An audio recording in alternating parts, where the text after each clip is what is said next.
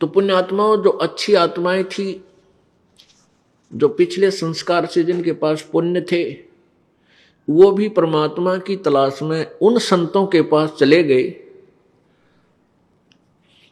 जो नकली साधना बताते हैं। और उनका सिद्धांत यही है कि किए हुए कर्म का भोग तो जीव को भोगना ही पड़ता है, भाग्य में परिवर्तन नहीं हो सकता। जब हम दुखी हैं और परमात्मा के साधना से पाप नाश नहीं होते, संकट निवारण नहीं होते, तो भक्ति की आवश्यकता समाप्त हो जाएगी, परमात्मा की आवश्यकता ही नहीं रहेगी। दुखी दुखी रहेगा, सुखी सुखी ही रहेगा, तो फिर भगवान की भक्ति की आवश्यकता ही नहीं है।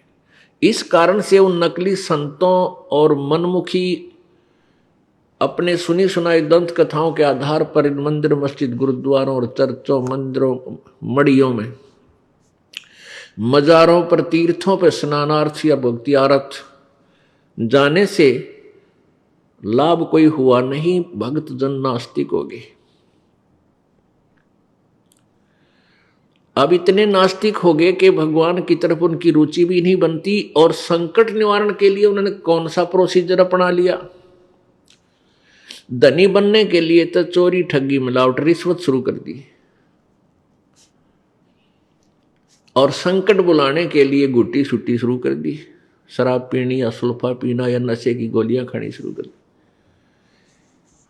तो उन अपराधी संतों के द्वारा समाज में कितना विष घोल दिया गया।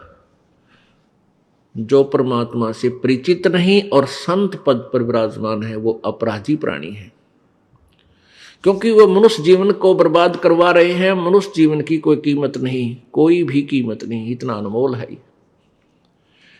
और जो ऐसे अनमोल धन को व्यर्थ करता है, वो कितना पापी होगा, कितना दोषी होगा,